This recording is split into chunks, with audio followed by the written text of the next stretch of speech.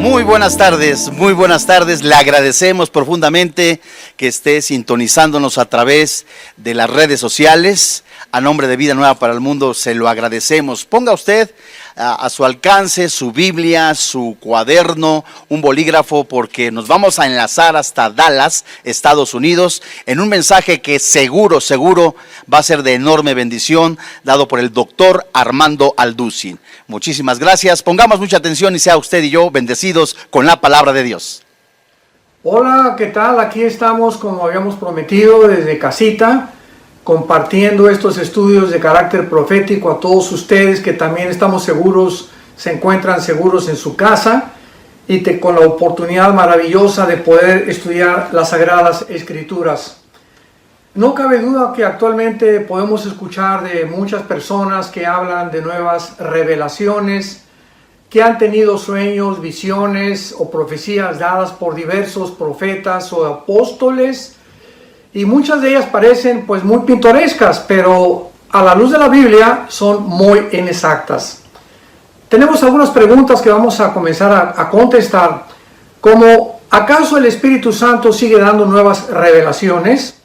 ¿O la Biblia es un libro que está completamente ya revelado? Como así termina el Apocalipsis capítulo 22.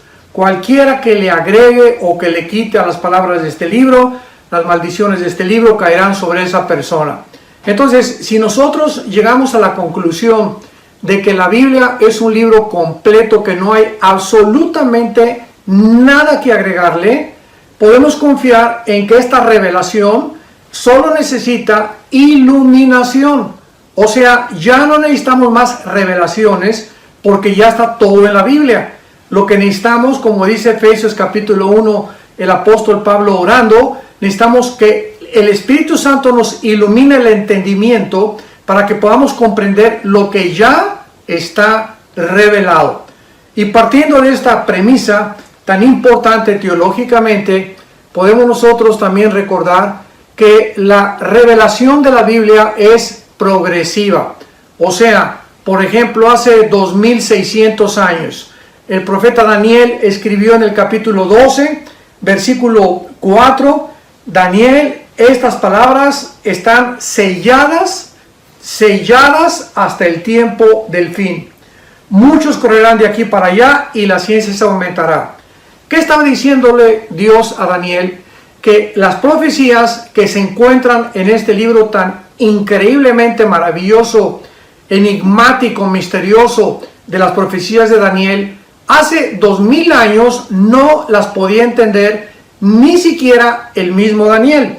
Él mismo dice que lo que él oyó no lo entendió, porque Dios le dijo, van a pasar 2600 años de la historia para que en el tiempo final, que es en el que nos encontramos nosotros, los entendidos lo entenderán.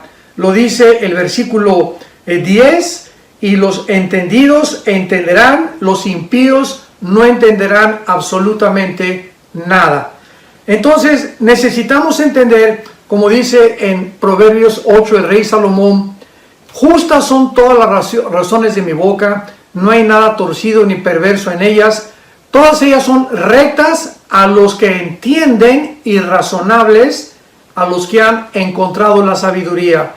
Entonces, para formar parte de este grupo de personas en el tiempo que vivimos, de este grupo de cristianos, que Dios anhela que tú seas uno de ellos, necesitamos ser entendidos de lo que Dios quiere decirnos en esta temporada. En otras palabras, necesitamos tener sabiduría.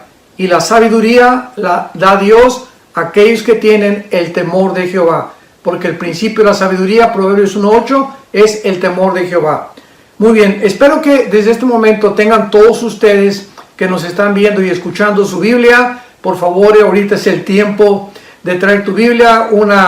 Les aconsejo una libreta con algunas plumas, algunos colores también, si ustedes gustan. Siéntate con tu familia, con tus hijos, a poder recibir estas lecciones de carácter profético de la palabra de Dios. Vamos a ver a continuación que hay una doctrina que es de lo más controvertido actualmente, y quiero hablar de ello, acerca del arrebatamiento de la iglesia. En primer lugar, hay personas que niegan que ni siquiera va a haber un arrebatamiento. Otros dicen que no es posible porque es una doctrina que se comenzó a enseñar hace 1 o 2 siglos, y pues es lógico que realmente se pudiera enseñar hace poco, porque si recordamos que la revelación de Dios es progresiva, pues nos damos cuenta de que hace 1 siglo o 2 siglos al Espíritu Santo no tenía él la intención de que nos introdujéramos profundamente en esta enseñanza, porque es bíblica y tenemos que creer todo lo que la Biblia dice, porque realmente no nos encontrábamos en los tiempos finales. Cuando comenzamos a entrar a los tiempos finales, que Cristo profetizó en Mateo 24 que habría guerras, rumores de guerras, pestes, terremotos, hambres, y que sería el principio de los dolores. Bueno, pues fue en 1914 con la Primera Guerra Mundial. En el video pasado todos ustedes vieron cuando pude hacer un análisis de la geopolítica bíblica y geográfica del mundo, cómo a través de todo el siglo XX las guerras que se suscitaron después de la Segunda Guerra Mundial han desencadenado precisamente en el siglo XXI que nos encontramos con todo lo que está aconteciendo a nuestro alrededor. Decía un gran poeta y un gran escritor que si queremos encontrar nosotros y entender el presente, tenemos que conocer el pasado, porque los que no conocen el pasado están condenados a volver a repetir los mismos errores que se cometieron en el pasado. Entonces, esta doctrina del arrebatamiento de la iglesia no es nueva, se encuentra en la Biblia, pero la iluminación acerca de esta doctrina ha despertado en los últimos, podríamos decir, 60, 70 años, porque el Espíritu Santo ha considerado de que ya nos encontramos en la última generación y los cristianos necesitamos tener este conocimiento para prepararnos a escuchar esa voz que se oirá desde el cielo. Los 4 jinetes del Apocalipsis vendrán después del arrebatamiento y nosotros, millones de seres humanos en el mundo, vamos a desaparecer de la noche a la mañana. Estarán 2 en el campo, uno quedará y continuará labrando el campo, otro desaparecerá. Otros en la noche estarán dormidos porque uno va a desaparecer y la otra se va a quedar. O al revés, él se va a quedar y ella se va a ir. En fin, solamente Dios sabe. Y gracias a Dios por los matrimonios que están en Cristo, porque nos iremos los 2 juntos y los únicos que se van a quedar en la casa va a ser el perro y el gato. Eso esperamos. Muy bien. Entonces es importante que nosotros sepamos que esta doctrina del arrebatamiento es maravillosa, porque es la bienaventurada esperanza que en el capítulo 2 de Tito se mencionó, aguardando la bienaventurada esperanza y la manifestación gloriosa de Jesucristo desde los aires. Y termina, vamos a continuación a leer el pasaje primera de Tesalonicenses capítulo 4, para que veamos cómo termina en el versículo 18, que nos alentemos unos con otros. Los cristianos no estamos esperando al anticristo, los cristianos no estamos esperando la gran tribulación, no estamos esperando que Dios nos agarre a palos de la semana que entra o el mes que entra. Estamos esperando la gloriosa venida de Jesús, que nos va a sacar de este mundo y no va Él a poner los pies en el mundo, va a ser en el aire, como lo vamos a ver. La segunda venida será diferente. La segunda venida, Zacarías capítulo 14, descenderá en el monte de los olivos, se abrirá el monte de los olivos de norte a sur, occidente y oriente, y entonces verán todos al Hijo del Hombre, porque vendrá con nosotros. Entonces tenemos que entender claramente la forma como la Biblia organiza, administra la palabra para que la podamos trazar correctamente. Dice en la primera carta a los tesalonicenses, por favor abre tu Biblia en el capítulo 4, versículo 13 en adelante. Tampoco queremos, hermanos, que ignoren acerca de los que duermen, para que no se entristezcan como los otros que no tienen esperanza. Cuando Pablo aquí está dirigiéndose a la iglesia de Tesalónica, les está diciendo, no quiero que ustedes, como también los cristianos del siglo XXI, Dios no quiere que nosotros seamos ignorantes de todas las personas familiares nuestros que ya no están en este mundo, que han muerto. ¿Y por qué? Porque tenemos que entender que cuando ellos murieron, si murieron en Cristo, están en un mundo mucho mejor que el de nosotros. Claro que el instinto de verdad de paternal, de hijo hacia padre, padre hacia hijo, esposo hacia esposa, quisiéramos que se quedaran con nosotros. Sin embargo, cuando oímos estas palabras y sabemos que han sido simplemente cambiados de un mundo a otro mundo, han salido de este planeta Tierra para estar en otro mundo muchísimo mejor que el de nosotros. Y cuando tenemos este conocimiento, tenemos una esperanza de que pronto los vamos a ver ellos a nosotros y al contrario de querer anhelar que se queden más tiempo con nosotros, a sufrir en este mundo, pues nos da la esperanza de saber que cuando parte un ser querido, parte a la presencia del Hijo de Dios. Entonces, esto era el anhelo de Pablo. Él no quería que ignoraran, ni Dios quiere que nosotros permanezcamos en la oscuridad acerca de qué pasa después de la muerte. Y esto es muy importante porque no hay nadie en este mundo, jamás ha existido nadie en este mundo que salga de la muerte y que regrese, o que muera y que regrese a la vida, más que Jesucristo.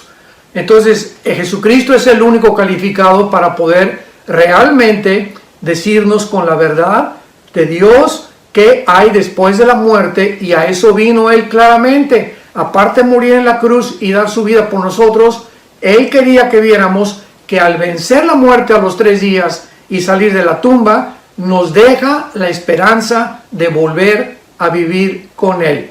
Continuamos leyendo el versículo 14. Porque si creemos, vean ustedes el sí condicional, si creemos.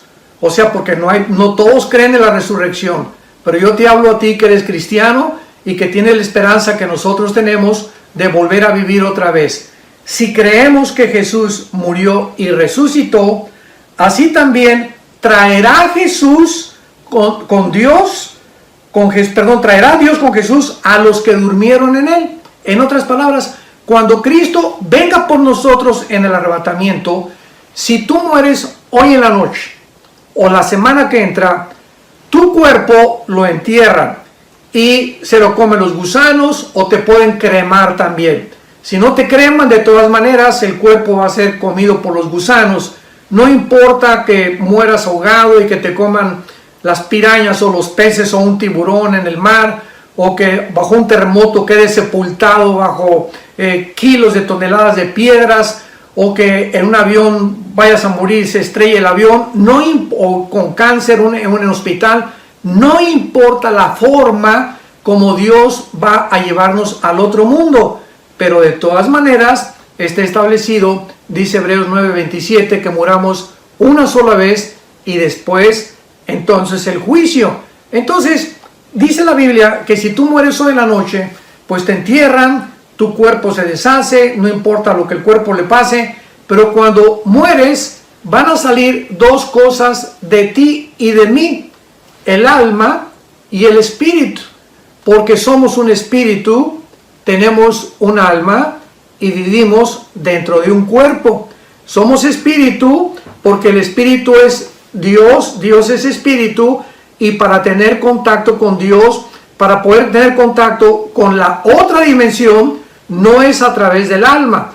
El alma involucra los pensamientos, las emociones, la voluntad, el intelecto, y el cuerpo simplemente es el envase, el lugar donde el alma y el espíritu tienen su habitación temporal, porque estamos temporalmente en este cuerpo corrompido que tarde o temprano se va a deshacer. Todos los días perdemos cantidad de células, todos los días estamos muriendo celularmente. Entonces nuestro cuerpo tiende a la corrupción, como dice Romanos 8:22, y estamos deteriorándonos cada día. Pero tu alma y tu espíritu, al salir de tu cuerpo, se van inmediatamente a la presencia de Jesucristo. Si Cristo viene la semana que entra por nosotros, o dentro de 6 meses, o dentro de 1 año, Cristo traerá tu alma y tu cuerpo con Él, y tu cuerpo va a resucitar de los muertos, o donde te hayan enterrado, o donde tú hayas muerto, y en el aire se juntará con tu alma y con tu espíritu.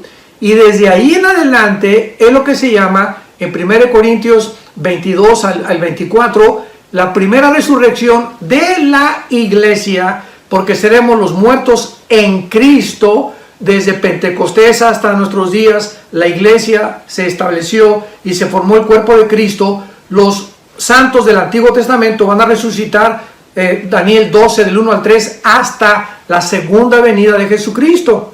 Entonces el arrebatamiento será, esto es muy importante, únicamente para los cristianos que están en Cristo. ¿Qué quiero decir con esto? Cuando tú recibiste a Cristo y yo recibí a Cristo, en ese momento nacimos de nuevo.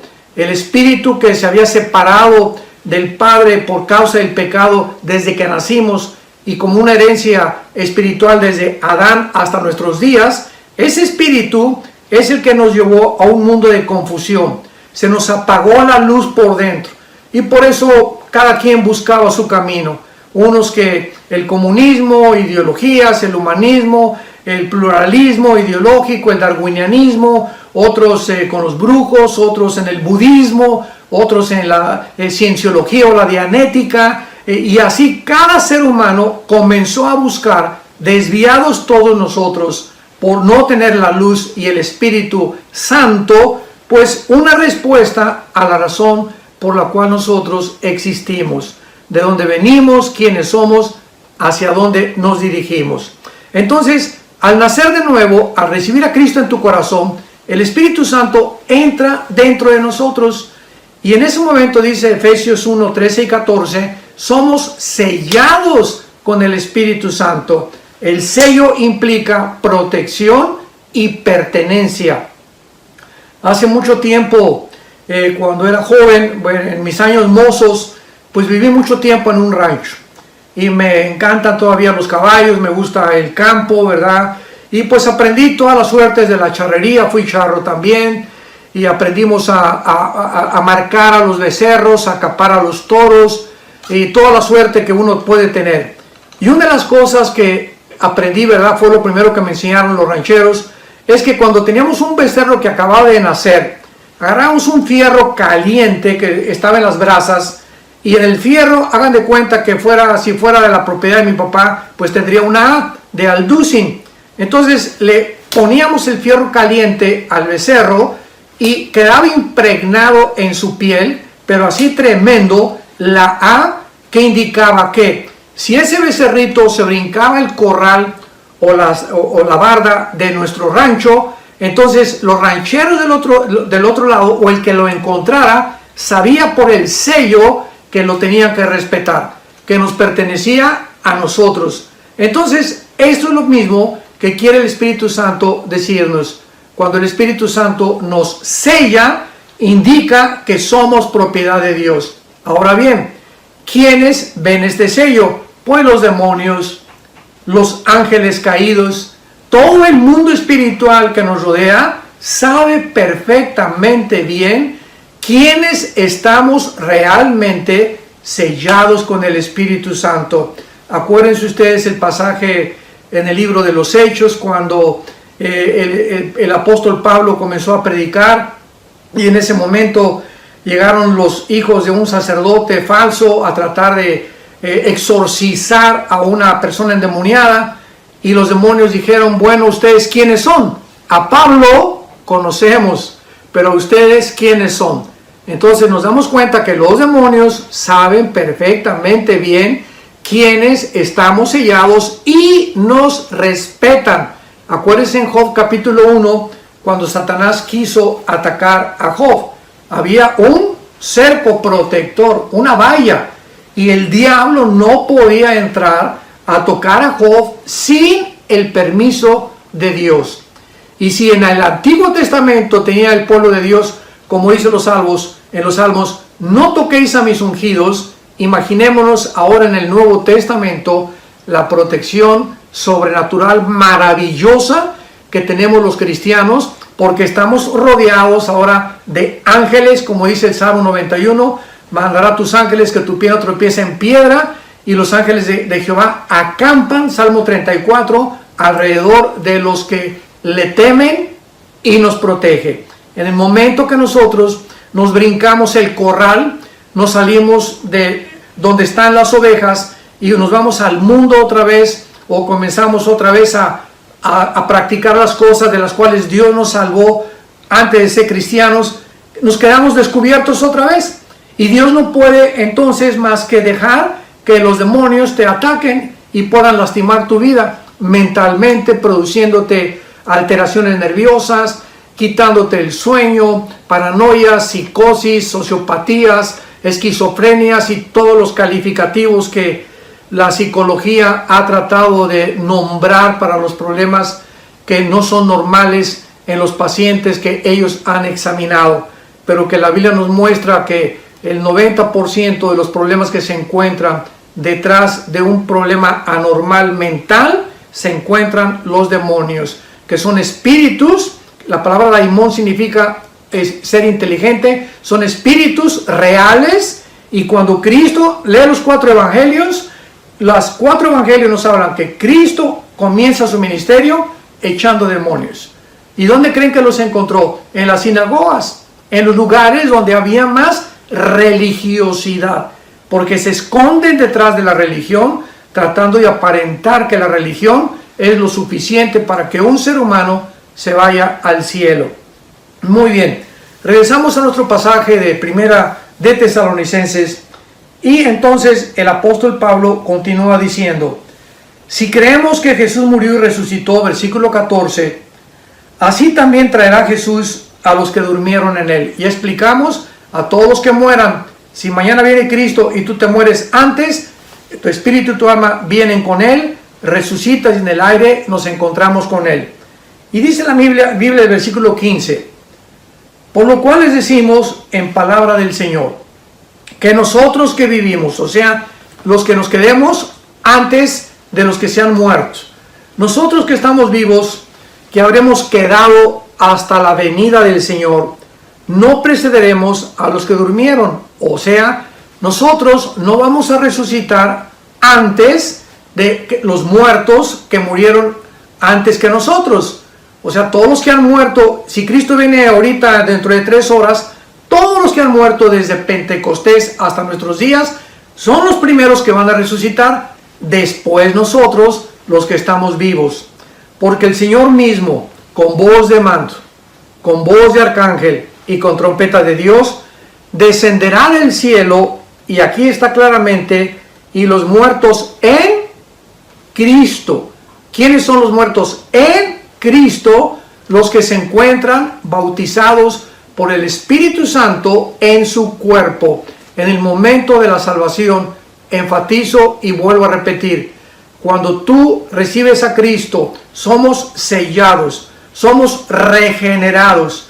Entra una nueva naturaleza dentro de nosotros a comenzar a pelear contra la antigua naturaleza, y de ahí en adelante el Espíritu Santo nos bautiza. La palabra bautismo significa amalgamar, identificar, y lo explica Romanos 6 del 1 al 4. ¿Que no sabéis que los que hemos sido bautizados en Cristo hemos sido bautizados en su muerte? No está hablando aquí del bautismo en agua, porque si el bautismo en agua salvara, pues entonces podríamos decir que es por obras. ¿De qué bautismo está hablando Romanos 6? Hazte esta pregunta del 1 al 4. No es el bautismo en agua, es el bautismo del Espíritu Santo. Como lo repite en 1 Corintios 12:13, por un Espíritu fuimos todos bautizados. No hay un solo cristiano, uno solo, que no haya sido bautizado con el Espíritu Santo. ¿Cuándo toma lugar esto? En el momento que recibes a Cristo. En la iglesia cristiana no hay los que están bautizados con el Espíritu Santo y los que no están bautizados con el Espíritu Santo, porque no hay una división entre los cristianos. Dice la Biblia en Colosenses que estamos completos. Dice la Biblia que todas las cosas que pertenecen a la vida y a la piedad, segunda de Pedro capítulo 1, todas las cosas que pertenecen a la vida con Dios nos han sido dadas. Y está en pretérito, en tiempo pasado. No hay nada que nos falte cuando recibimos a Cristo. Somos sellados, nacidos de nuevo, regenerados, bautizados con el Espíritu Santo. De ahí en adelante solo nos queda, ¿qué cosa? Crecer en la gracia y el conocimiento de Jesucristo. Y ahora, después de que recibimos al Espíritu Santo, dice en Efesios 5, sean llenos del Espíritu Santo. Ya siendo cristianos, tenemos que mantener esa llenura todos los días en nuestra comunión y en nuestro contacto con la palabra y en la oración. Esa ya es nuestra responsabilidad, mantenernos llenos del Espíritu Santo. Pero no hay tal cosa como tampoco una doble unción. Yo he encontrado personas que llegan y me dicen, por favor, póngame las manos y deme su unción, espérame tantito. Dice en primera de Juan capítulo 2 que la unción que recibimos permanece en nosotros. El Espíritu Santo no se va a salir la semana que entra, ni el año que entra. Estamos sellados hasta Efesios 1, 13 y 14, hasta el tiempo de la redención de nuestro cuerpo. O sea, hasta el día de la resurrección. Entonces el Espíritu Santo no lo vamos a perder jamás. Podemos apagar el Espíritu Santo, pero no puede el Espíritu Santo dejarnos como en el Antiguo Testamento lo hacía. En el Antiguo Testamento venía el Espíritu Santo sobre Sansón y tenía una fuerza sobrenatural. Venía sobre David y escribe el Salmo 22. Dios mío, ¿por qué me has desamparado? Sobre mi ropa echaron suertes, mi corazón fue como la cera. David, 1000 años antes de que Cristo muriera, estaba escribiendo la crucifixión. ¿Por qué? Porque el Espíritu Santo lo estaba inspirando. Pero antes de Pentecostés, el Espíritu Santo se salía de los que eran el pueblo de Dios y entraba otra vez en ellos, se salía y entraba. Desde Pentecostés hasta nuestros días, ya el Espíritu Santo hace su morada permanente dentro del cuerpo humano. 1 Corintios 6, 19 y 20. ¿Que no sabéis que vuestro cuerpo es el Espíritu Santo, que mora en vosotros, que no sois vuestros? Glorificad pues a Dios en vuestros cuerpos y en vuestro espíritu. Entonces, estas doctrinas son importantísimas. Y ahorita que estás en tu casa, tú tienes que entender que estas doctrinas son es el fundamento de la teología, es el fundamento de tu vida cristiana. Estamos rodeados de barbaridades en las redes sociales, en internet, en YouTube, en Instagram, en Facebook, etcétera, etcétera, de tantas personas y de tanto que oímos, que porque los cristianos no tuvieron el tiempo en la iglesia más que de, ahora sí, una torta el domingo, y de lunes a viernes no volvías a abrir la Biblia y eras un cristiano de domingo. ¿Por qué crees? Y pienso que es una de las razones de Dios. ¿Por qué crees que estamos encerrados ahora? ¿Por qué estamos ahora enjaulados? ¿Qué propósito tiene Dios para no distraernos con nada? Porque no vamos a distraernos con nada ahora sí, no podemos hacer nada, no podemos salir más que a comprar los víveres. Una vez a la semana mi esposa va y yo la acompaño a comprar las cosas del mercado y a regresar y encerrarnos a la casa. Ahora sí tenemos tiempo de conocer a Dios, de leer las Sagradas Escrituras, de tener el altar familiar, de poder comenzar a pensar en las cosas que valen realmente la pena, que es en cualquier momento nos vamos al otro mundo y, como dice la Biblia, prepárate para encontrarte con tu Dios. Entonces creo que estos días que estamos ahora sí encerrados, vas a tener tiempo ahora sí de estudiar la sana doctrina. No tantas cosas que hemos aprendido de otras fuentes que no tenían ninguna relación con la Biblia y que, pues porque la persona que las predicaba era una celebridad o era alguien famoso, lo aceptábamos como si fuera la verdad. Sin ser como los bereanos en el libro de los Hechos, que cuando oían algo venían a la Biblia a ver si era cierto lo que les estaban enseñando. Y a continuación dice en primera de Tesalonicenses 4:16, porque el Señor mismo con voz de mando, con voz de arcángel y con trompeta de Dios descenderá del cielo y los muertos en Cristo resucitarán primero. Luego nosotros, está claro, ¿verdad? Los muertos en Cristo, todos los cristianos que han muerto antes que nosotros, van a resucitar antes que nosotros. Inmediatamente cuando ellos resuciten y suban al aire para recibir al Señor, nosotros los que quedamos vamos a ser arrebatados. Esta palabra, apúntala, arrebatados, es la palabra arpazo, con A de Armando, R y Z, arpazo, como el arpazo de un tigre o de un león. Es la palabra griega y es la palabra que se tradujo como ser sacados súbitamente con fuerza. Es lo que significa arpazo, ser quitados del medio. Y muchos dicen el rapto, porque en la Biblia, en el latín, está rapture, que significa rapto. Entonces no importa la palabra que podamos usar, son sinónimos. Seremos arrebatados juntamente con ellos en las nubes para recibir al Señor en el aire. Y si lo comparamos con Mateo 24, 29 y 30, antes de que Cristo venga, el sol se oscurecerá, la luna se oscurecerá y se pondrá como de sangre, habrá fenómenos cósmicos, estará el mundo con la séptima copa de Apocalipsis 16, y los cristianos que hayan sobrevivido al anticristo se van a dar cuenta con estas señales de que Cristo está a la puerta. Pero el arrebatamiento de la iglesia, a diferencia a la segunda venida de Cristo, no tiene ninguna señal. Es inminente, o sea, vendrá en el momento que no nos imaginamos. Vendrá como ladrón en la noche. O sea, en cualquier momento, ahorita acabando esta conferencia, mañana no amanecemos, a lo mejor no sabemos, pero como no sabemos, se nos manda estar preparados. Pienso que todo este encierro que ahorita hemos llevado a cabo tiene el propósito principal de Dios de prepararnos para encontrarnos con Él muy pronto.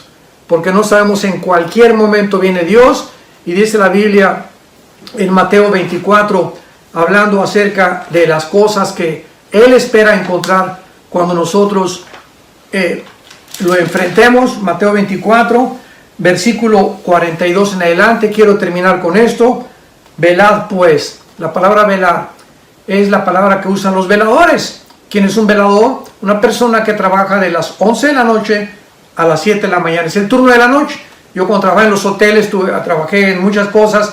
Una de las cosas que cuando comencé a trabajar como bellboy, me tocó el turno de la noche y es tremendo. A las 2, 3 de la mañana te duermes y tienes que acostumbrarte como una semana para que no te duerme el sueño. Y velar es mantenerse con los ojos despiertos, pero aquí es en sentido espiritual. Mantengámonos con los ojos abiertos a nuestro alrededor. Mantengámonos alertas a tantas tentaciones y peligros que nos rodean, porque no sabemos la hora en que ha de venir el Señor. Versículo 43, Mateo 24, 43. Pero sepan esto, que si el padre de familia supiera a qué hora el ladrón había de venir, velaría y no dejaría minar su casa. Por tanto, también ustedes estén preparados, porque el Hijo del Hombre vendrá a la hora que no pensáis. ¿Quién es pues el siervo fiel y prudente al cual puso su Señor sobre su casa para que les dé el alimento a tiempo? Dichoso aquel siervo, el cual, cuando su Señor venga, le haya haciendo así. ¿Saben cómo dice la Biblia que le gustaría a Dios encontrarnos? Compartiendo la Biblia.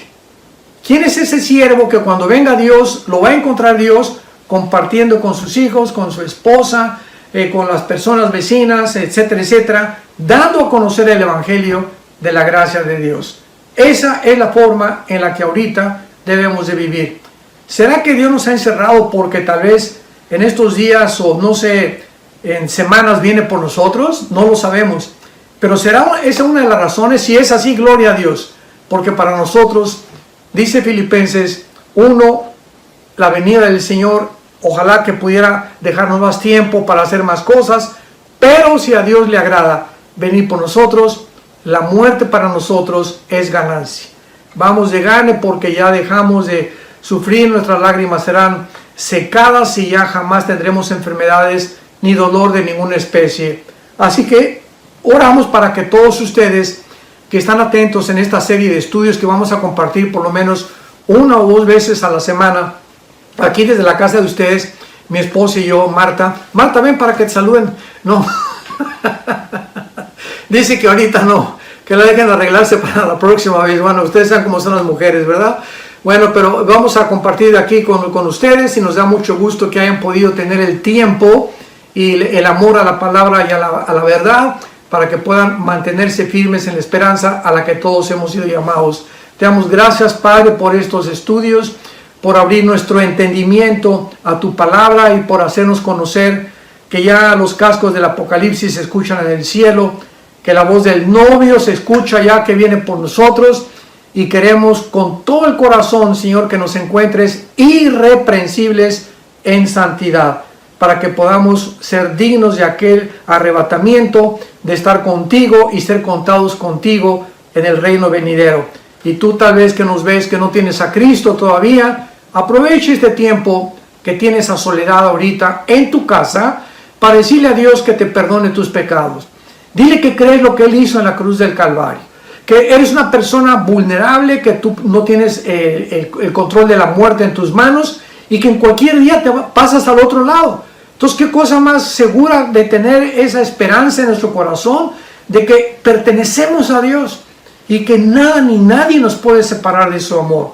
Y dile a Dios también, ¿verdad?, que entre a tu corazón en la persona de Cristo y que Él pueda darte el perdón de tus pecados y la vida eterna. Son cosas tan fáciles de hacer que ahorita tienes la oportunidad de poder hacerlas.